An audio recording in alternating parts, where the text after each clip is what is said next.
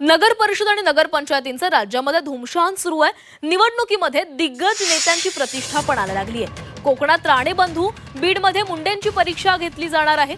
तळ कोकणामध्ये राणे बंधूंची प्रतिष्ठा कोकणात पणाला लागली आहे। तर रत्नागिरीमध्ये उदय सामंत आणि योगेश कदमांची परीक्षा आहे।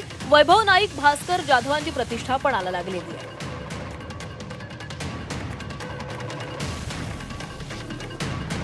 आणि या संदर्भामध्ये अधिक बोलणार आहोत आमचे प्रतिनिधी ज्ञानेश सावंत आपल्यासोबत जोडले गेलेले आहेत। ज्ञानेश, राज्यामध्ये नगर परिषद आणि नगरपंचायतींच्या निवडणुकांचं हे धुमशान सुरू आहे सध्या आणि दिग्गज नेत्यांची प्रतिष्ठा पणाला लागली। आपल्याला माहिती आहे कोकणामध्ये राणे बंधू आमने सामने आलेले आहेत, तर बीडमध्ये मुंडेंची परीक्षा आता पाहायला मिळणार आहे।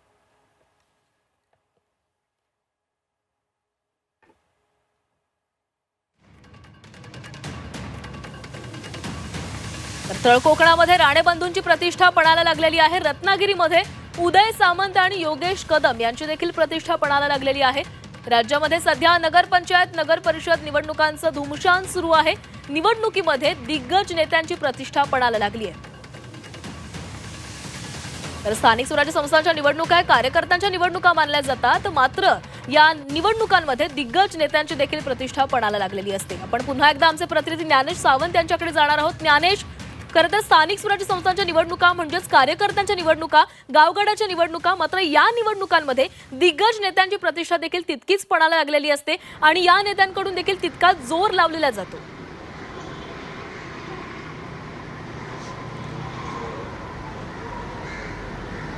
स्थानिक स्वराज्य संस्थांच्या निवडणुकांमध्ये राजकीय पक्षांमधला वाद, त्यांच्यातली भांडणं ह्या गोष्टी काही नव्या नाही आहेत। या निवडणुका या स्थानिक पातळीवर आघाडी, युती, छोट्या छोट्याशा संघटना, काही पक्ष, नातीगोती या सगळ्यांचा विचार करून या निवडणुका लढवल्या जातात। याही वेळेस याच पद्धतीने निवडणुका होतील असा अंदाज होता, मात्र आत्ताच्या या स्थितीमध्ये असं वाटतं आहे सगळ्याच राजकीय पक्षांनी ही निवडणूक फार प्रतिष्ठेची केलेली आहे। दरवेळेस आपण पाहतो निवडणूक म्हटलं की सत्ताधारी आणि विरोधकांमध्ये घमासान होतं, पण या निवडणुकीमध्ये विशेषतः नगरपालिका आणि नगरपंचायतीच्या निवडणुकांमध्ये पहिल्यांदा सत्ताधारी पक्षातले घटक पक्ष एकमेकांशी भांडतायत। या सत्ताधारी पक्षातले एक प्रमुख नेते, विशेषतः मुख्यमंत्री असतील, उपमुख्यमंत्री असतील, अन्य काही मंत्री असतील आणि प्रमुख आमदार असतील, या सगळ्यांमध्ये ही भांडणं सुरू आहेत। याचा अर्थ या पक्षामध्ये, या सगळ्या राजकीय पक्षांमध्ये आता वर्चस्वाची लढाई महत्त्वाची ठरणार आहे। आपण सत्तेत असलो, आपण सत्तेचे भागीदार जरी असलो तरी या सत्तेमध्ये एकमेकांवर अंकुश ठेवणं, एकमेकांना शह देणं हा सगळ्यात महत्त्वाची यांची रणनीती दिसते आहे।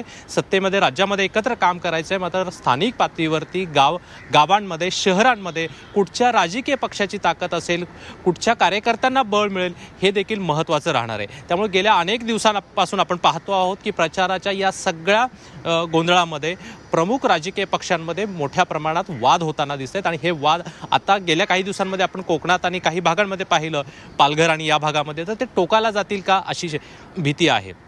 अशा काळामध्ये मी असं म्हणेन की मुख्यमंत्री देवेंद्र फडणवीस असतील, उपमुख्यमंत्री एकनाथ शिंदे असतील, या दोघांमध्ये रस्सीखेच जोरदार पाहायला मिळते आहे।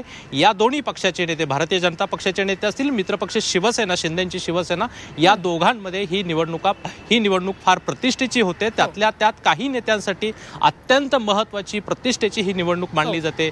या निवडणुकीमध्ये भारतीय जनता पक्षाला आपली ताकद, आपला अंकुश ठेवायचा आहे आणि त्याच वेळेला आपला मित्रपक्ष, मोठा भाऊ असला भारतीय जनता पक्ष, तरी आपण कुठेही कमी नाही, आपण कुठेही कमी पडणार नाही, ही भावना घेऊन शिंदेंची शिवसेना या सगळ्या निवडणुकीमध्ये उतरत आहे। दुसरा यातला सगळ्यात महत्त्वाचा मुद्दा आहे, या निवडणुकीमध्ये विरोधक कुठेही दिसत नाहीत। त्याचाच फायदा घेऊन जेव्हा सत्ता कुठचीही बळकट होते, या सगळ्याच पक्षांची प्रतिष्ठा पणाला लागलेली आहे। सगळेच दिग्गज नेते आपली प्रतिष्ठा पणाला लावून या प्रचारामध्ये उतरलेले होते। धन्यवाद दिलेल्या माहितीसाठी।